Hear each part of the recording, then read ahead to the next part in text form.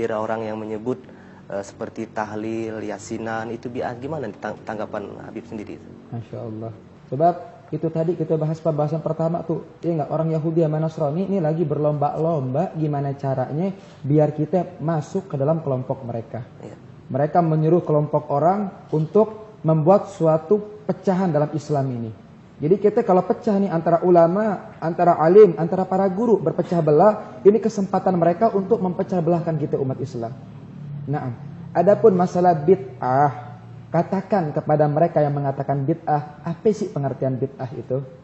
Sebab orang zaman sekarang mereka baru ngaji setengah, udah main menyesat-nyesatkan, main mengkafir-kafirkan, muslim sama muslim, main menyesat-nyesatkan satu sama lain. Na'udzubillahi min zalik. Apakah Rasulullah itu diutus untuk mengkafirkan orang? Apakah Rasulullah diutus untuk mencaci orang? Apakah Rasulullah diutus untuk memperpecah belah satu sama lain? Tidak. Bahkan Rasulullah diutus rahmatan lil alamin. Diutus untuk kasih sayang kepada alam semesta ini. Naam. Kemudian mereka mengatakan bahwasanya bid'ah karena ngaji hadisnya setengah-setengah. Ada dikatakan kullu bid'atin dalalah wa kullu dalalatin finnar. Setiap perkara yang bid'ah itu sesat. Dan setiap perkara yang sesat itu letaknya di neraka. Dia nggak belajar lagi apa itu tafsir. Dia nggak belajar lagi apa itu qiyas. Dia nggak belajar lagi apa itu balaghah, apa itu mantik. Sehingga dia belajar hanya dengan terjemahan yang ada di buku-buku saja.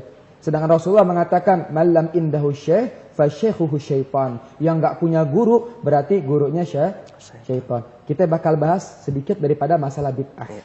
Nah, bid'ah ini terbagi menjadi dua bagian. Ada yang namanya bid'ah hasanah, ada yang namanya bid'ah dhalalah. Bid'ah hasanah adalah suatu perkara yang baru tapi baik. Kalau bid'ah dhalalah, suatu perkara yang baru dan perkara tersebut sesat. Alasan mereka mengatakan, oh suatu perkara yang zaman Rasulullah tidak dikerjakan. Apa itu? Seperti maulid Nabi.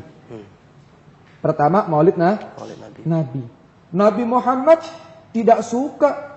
Masa Nabi Muhammad mengajarkan membaca maulid? Mereka salah. Kenapa mereka salah? Allah Ta'ala berfirman di dalam Al-Quranul Karim. Qul bifadlillah wa birahmati fabidzalika falyafrahu huwa khairum mimma yajma'un. Allah Ta'ala mengatakan, hei manusia sekalian, katakanlah dengan karuniaku, dengan rahmat kasih sayangku, maka dengan itu bergembiralah kalian. Sesungguhnya gembiranya kalian itu lebih baik daripada apa yang kalian kumpulkan. Pertanyaannya, rahmat Allah yang paling besar yang ada di muka bumi ini apa? Yaitu dengan lahirnya Nabi besar Muhammad sallallahu alaihi wasallam. Dan Allah Ta'ala memuliakan dalam Al-Quran tentang kelahiran Nabi Allah Isa alaihissalam. Dinyatakan dalam Al-Quran Allah Ta'ala memuliakan kelahiran Nabi Allah Musa alaihissalam. Sedangkan Nabi besar Muhammad adalah pemimpin dari para nabi dan para rasul. Kemudian dalil selanjutnya, Rasulullah sallallahu alaihi wasallam senantiasa mengerjakan puasa setiap hari Senin. Mungkin kita kenal dengan puasa hari Senin dan Kamis. Timbul pertanyaan, kamu yang mengkafirkan maulid, yang mensesatkan maulid, suka puasa Senin enggak? Iya, Bib, saya suka puasa Senin, Bib. Kenapa Rasulullah puasa hari Senin? Enggak tahu, Bib. Nah, karena kamu ngajinya setengah-setengah. Nabi Muhammad puasa setiap hari Senin. Kenapa? Ya Rasulullah, limadza tasumu yaumul Isnin? Sahabat nanya, ya Rasulullah, kenapa puasa hari Senin? Rasulullah menjawab, di hari Senin tersebut aku dilahirkan. Dan aku bersyukur kepada Allah dengan berpuasa tanda kelahiranku. Rasulullah pun merayakan kelahirannya dengan berpuasa setiap hari Senin. Kemudian Allah Ta'ala pun merayakan kelahiran Nabi besar Muhammad. Apa dalilnya? Innallaha wa malaikatahu yusalluna 'alan nabi. Ya ayyuhalladzina amanu sallu 'alaihi wa sallimu taslima. Inna, Allah bersumpah, sesungguhnya aku Allah Ta'ala dan para malaikat-malaikatnya semuanya bersolawat kepada Nabi. Allah nyuruh kita sholat, Allah sholat tidak? Nggak pernah dengar kita Allah sholat. Allah nyuruh kita puasa, Allah puasa tidak? Allah nyuruh kita bayar zakat, Allah zakat tidak? Tapi ketika Allah memerintahkan kita bersolawat, Allah pun bersolawat kepada Nabi besar Muhammad sallallahu alaihi wasallam. Ini perintah yang mulia.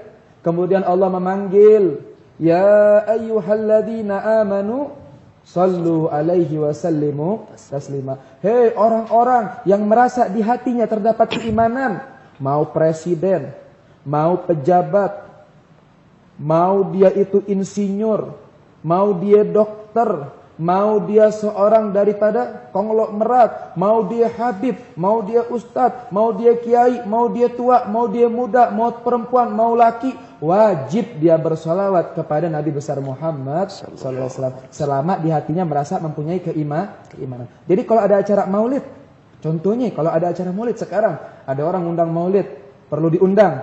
Tidak perlu, karena yang diundang adalah tamunya Nabi besar Muhammad. Kita diundang sama seorang idola, bangga gak kita? Bangga, Beb, saya diundang, Beb, sama si fulan, Beb, seorang idola, Beb, diundang sama pemain bola, Beb, bangga. Tapi kita menjadi tamu Rasulullah, kenapa kita gak bangga? Harusnya kita bangga menjadi tamu sebaik-baiknya tamu, tamunya Nabi besar Muhammad Sallallahu Alaihi Wasallam. Yang ngundang siapa itu, Beb? Yang ngundang hanyalah orang yang mendapatkan amanah, pelantara dari Allah Ta'ala, menggerakkan hatinya untuk mengadakan perayaan maulid. Tujuannya apa? Mengajak orang sama-sama mengenal nabinya, Nabi besar Muhammad Sallallahu Alaihi Wasallam. Terus bid'ah itu apa, Beb? Sebagaimana hukumnya bismillah dalam ilmu fikih, bismillah ini hukumnya 5. Bisa jadi haram. Loh, kok baca bismillah haram, Beb? Kok baca bismillah dosa, Beb? Iya, ente mau nyolong baca bismillah. Apa hukumnya nyolong baca bismillah? Biar sukses nyolongnya, Beb. Bismillahirrahmanirrahim. Maka nyolongnya jadi bismillahnya jadi haram. Mau judi, biar bismillah. Jadi haram. Mau mabok, mau minum bismillahirrahmanirrahim, maka maboknya jadi haram.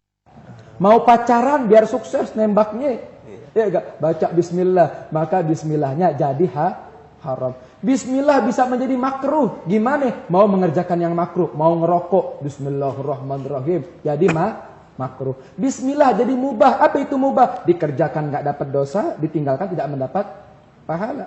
Apa itu yang mubah itu? Seperti itu.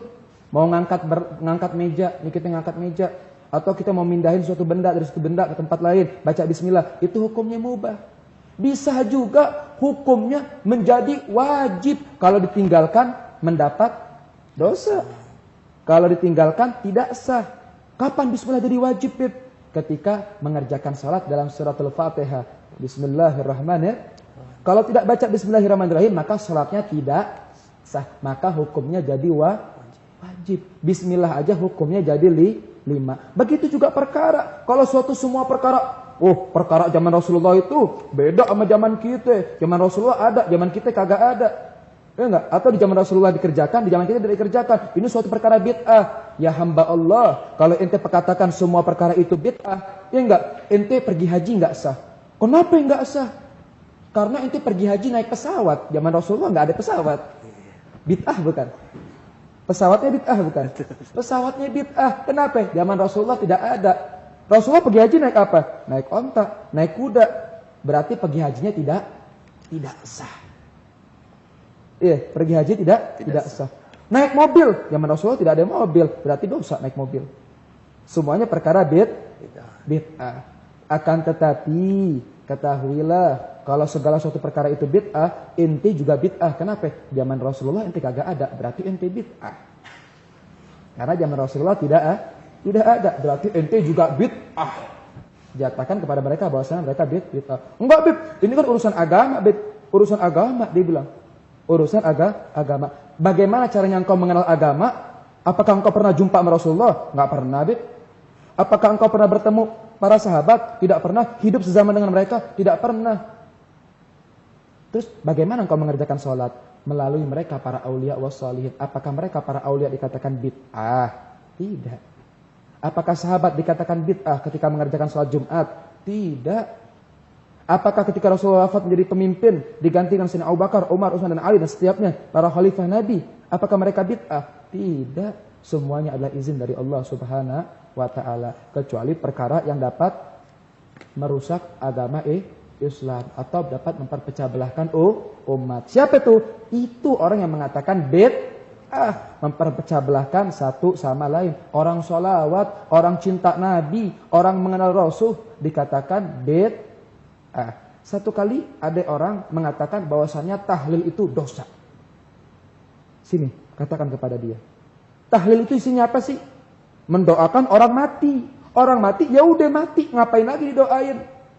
Bukankah Allah Ta'ala mengajak kepada kita untuk mendoakan ibu bapak kita, Rabbighfirli wali walidayya waliman dakhala baitiyal haram. Ya enggak? Ya Allah, ampunilah kedua orang tuaku. Allah ngajarin kita untuk mendoakan orang tua kita. Dan Rasulullah mengatakan dalam hadis Sahihul Bukhari, "Idza mata ibnu Adam inqata amaluh." Kalau manusia ini udah mati, maka terputus amalannya. Orang mati bisa sholat tidak? Tidak. Orang mati bisa berpuasa tidak? Enggak. Orang mati bisa mengerjakan kebaikan? Tidak. Kenapa? Karena sudah mati. Kecuali 3 perkara yang bisa dia kerjakan. Pahalanya ngalir. Apa? Di antaranya wa waladun sholeh yad'ulah. Doa anak soleh yang mendoakan ibu bapaknya. Kalau orang mengatakan tahlil itu bid'ah, maka ente doa di depan dia. Ya Allah, mudah-mudahan orang tuanya dia nih masuk neraka. Kira-kira dia marah enggak? Marah. Iya, saya satu kali bertemu sama orang mengatakan tahlil itu bid'ah. Saya berkata kepada dia, mudah-mudahan orang tua kamu masuk neraka. Dia marah sejadi-jadinya. Kenapa kamu marah? Kata saya. Oh iya, habis doain orang tua saya masuk neraka, kan doa kita nggak bakal nyampe. Kan doa kita nggak bakal nyampe. Kenapa kamu marah? Kenapa kamu takut? Wahakada. Sebab doa kita akan sampai kepada orang yang kita doakan. Ini diajarkan oleh Allah dan Nabi besar Muhammad sallallahu alaihi wasallam.